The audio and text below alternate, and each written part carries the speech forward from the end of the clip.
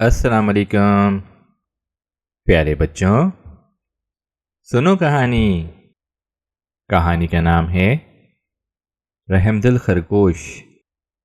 کہانی لکھنے والی ہیں عظمیٰ رشید۔ یہ کہانی ایک خرگوش کی ہے جس کے ساتھ دھوکہ ہوا تھا۔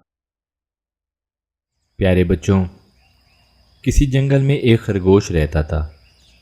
وہ بہت سیدھا سادہ اور رحم دل تھا۔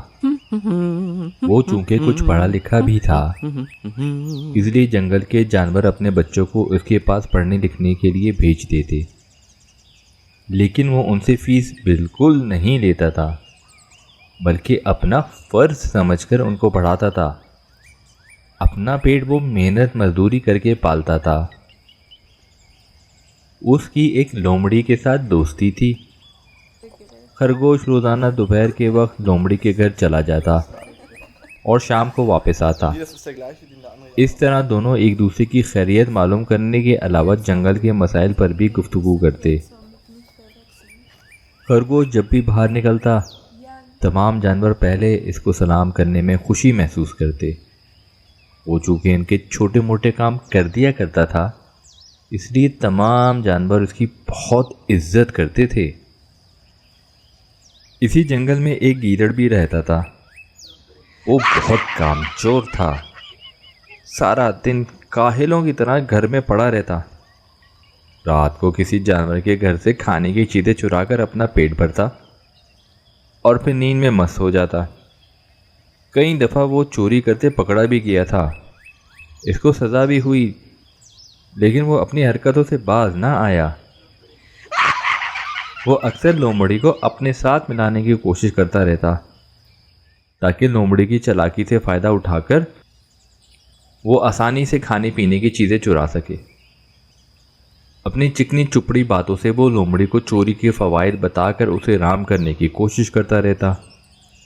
اسی طرح وہ کئی دفعہ اپنے مقصد میں کامیاب بھی ہوا، لیکن جب لومڑی چوری کی نیت سے گیدڑ کے ساتھ جانے لگتی، ہر دفعہ خرگوش کسی نہ کسی طرح اس کو سمجھا کر روک لیتا۔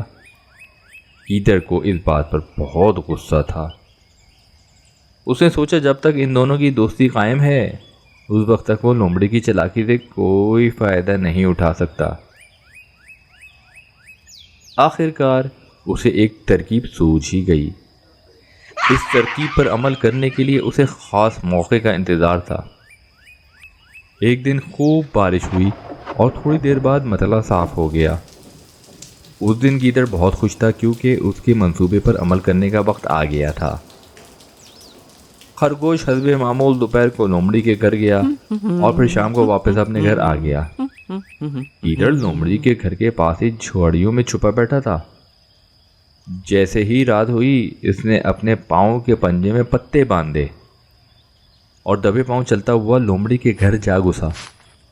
لومڑی اس وقت مزے سے سو رہی تھی۔ اسے علم ہی نہیں ہو سکا کہ اس وقت گیدڑ کس کارروائی میں مصروف ہے۔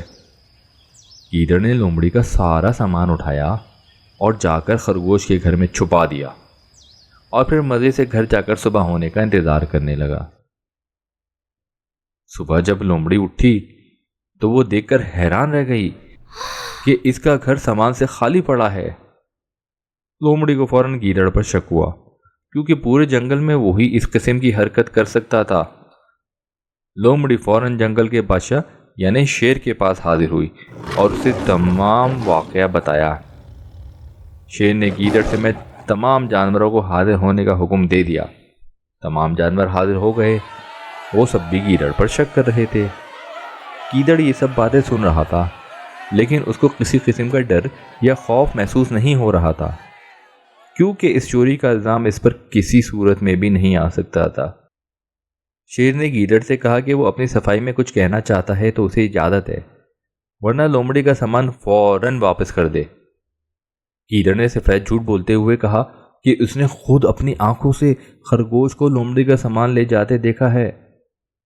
اس کی اس بات کا کسی جانور نے یقین نہ کیا، حتیٰ کہ جنگل کے بادشاہ نے بھی اسے غصے سے ڈانٹ دیا اور کہا کہ اگر یہ سچ ہے تو اس کو ثابت کر کے دکھائے۔ گیدڑ فوراً بولا، آپ کھوجی کو بلائیں، وہ پاؤں کے نشانات تلاش کر کے بتائے گا کہ چور کون ہے۔ کھوجی سمیت تمام جانور لومڑی کے گھر کے پاس پہنچے۔ کھوجی نے جا کر پاؤں کے نشانات ڈھونڈے تو اسے صرف خرگوش کے پاؤں کے نشانات اس کے گھر کی طرف جاتے دکھائی دیے۔ گیدڑ کے پاؤں کے نشانات کہیں بھی نہیں نظر آ رہے تھے۔ کھوجی سمیت تمام جانور خرگوش کے گھر پہنچے۔ اب گھر کی تلاشی لینے کا مسئلہ تھا، کیونکہ وہ سب خرگوش کی بہت عزت کرتے تھے، اور پھر خرگوش ان کے بچوں کا استاد بھی تو تھا۔ ان کی مشکل خرگوش نے خود ہی حل کر دی۔ اس نے کہا، آپ شوق سے میرے گھر کی تلاشی لے سکتے ہیں۔ اور جب اس کے گھر کی تلاشی لی گئی تو وہاں پر چھپایا ہوا سامان بھی برآمد ہو گیا۔ کسی جانور کو یقین ہی نہیں آ رہا تھا کہ خرگوش بھی ایسا کر سکتا ہے۔ خرگوش خود حیران پریشان کھڑا تھا، یہ معاملہ اس کی سمجھ سے باہر تھا۔ خرگوش نے سب کو اپنی بے گناہی کا یقین دلانے کی کوشش کی، لیکن کوئی بھی اس کی بات کا یقین نہیں کر رہا تھا۔ سب جانوروں کا موقف تھا کہ اگر اس نے سامان نہیں چرایا تو پھر سامان اس کے گھر کیسے پہنچ گیا، جبکہ وہاں کسی اور جانور کے پاؤں کے نشانات بھی نظر نہیں آ رہے۔ اس پر خرگوش لاجواب ہو گیا اور سر جھکا کر اپنے گھر میں چلا گیا۔ صبح کوئی بچہ اس کے پاس پڑھنے نہ آیا۔ جب وہ گھر سے نکلا تو کسی نے اسے سلام بھی نہ کیا۔ اس نے ایک دو جانوروں کی مدد کرنا چاہی، لیکن وہ کچھ بولے بغیر تیزی سے وہاں سے چلے گئے۔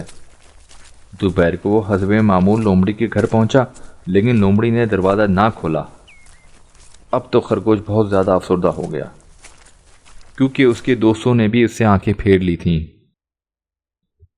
اگلے دن جنگل کے بادشاہ نے واقعے کی سنگینی کا نوٹس لیتے ہوئے خاص دربار طلب کیا، جس میں خرگوش کو جنگل چھوڑنے کی سزا سنائی گئی اور آئندہ سے اس سزا کو جنگل کے قوانین میں شامل کر لیا گیا۔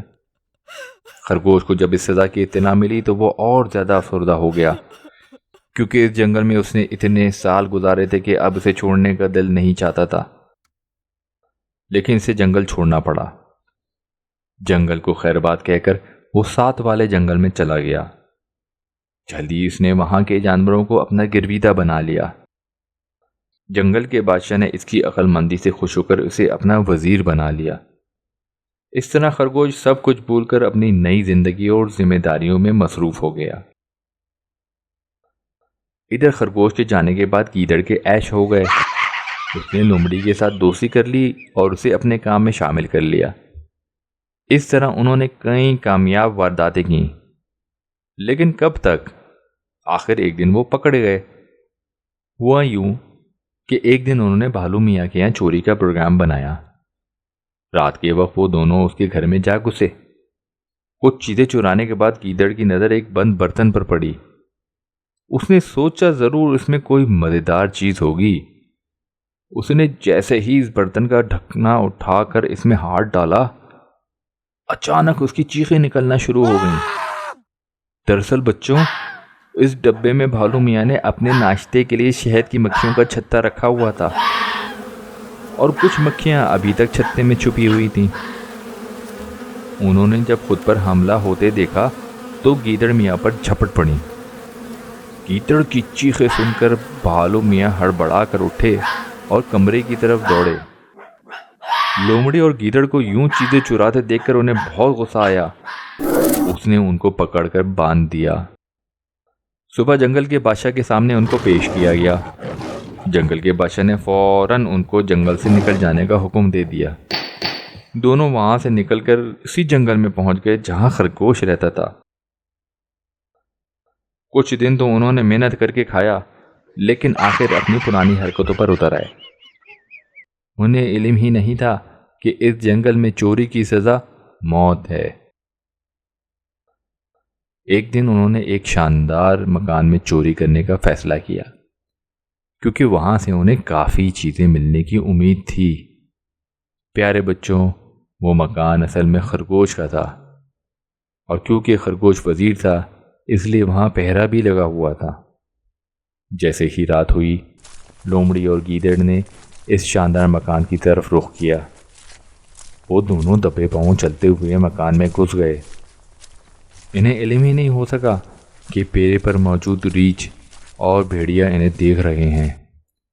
جیسے ہی وہ کمرے کے اندر گھسے، ریچھ اور بھیڑیے نے انہیں پکڑ لیا۔ شور سن کر خرگوش بھی کمرے سے باہر نکل آیا۔ چونکہ اندھیرا تھا اس لیے وہ انہیں پہچان نہ سکا۔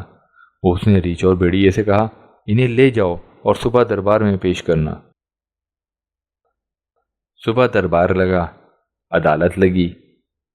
خرگوش کو وزیر کی کرسی پر بیٹھا دیکھ کر گیدڑ کی تو جان ہی نکل گئی۔ ادھر خرگوش بھی انہیں پہچان چکا تھا۔ بادشاہ نے فوراً انہیں موت کا حکم سنایا، جسے سن کر گیدڑ اور لومڑی تھر تھر کانپنے لگے۔ خرگوش کو ان پر رحم آ گیا۔ اس نے بادشاہ سے بہانہ بناتے ہوئے کہا کہ یہ میرے مہمان ہیں، میں نے خود ان کو بلایا ہے، کیونکہ دوسرے جنگل میں ان کے بہت سے دشمن ہیں، اس لیے رات کو چھپ کر آئے تھے۔ نیند کی وجہ سے میں رات کو انہیں پہچان نہ سکا، تو یہ سارا معاملہ ہے۔ بادشاہ نے یہ سن کر انہیں آزاد کرنے کا حکم دے دیا۔ خرگوش ان کو لے کر اپنے گھر آ گیا۔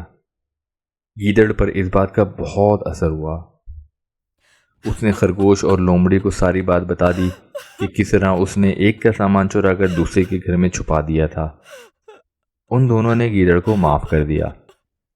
اس رحم دلی پر اس کی آنکھوں میں آنسو آ گئے۔ اس نے اور لومڑی نے آئندہ چوری کرنے سے توبہ کر لی، اور وہ تینوں اچھے دوستوں کی طرح مل جل کر اسی جنگل میں رہنے لگے۔ کہانی ختم۔ یہ کہانی اپریل 1987 کے رسالے بچوں کا رسالہ میں شائع ہوئی۔ پیارے بچوں، کہانی پسند آئی تو اس چینل کو لائک کریں، شیئر کریں، سبسکرائب کریں اور میرے ساتھ جڑے رہیں۔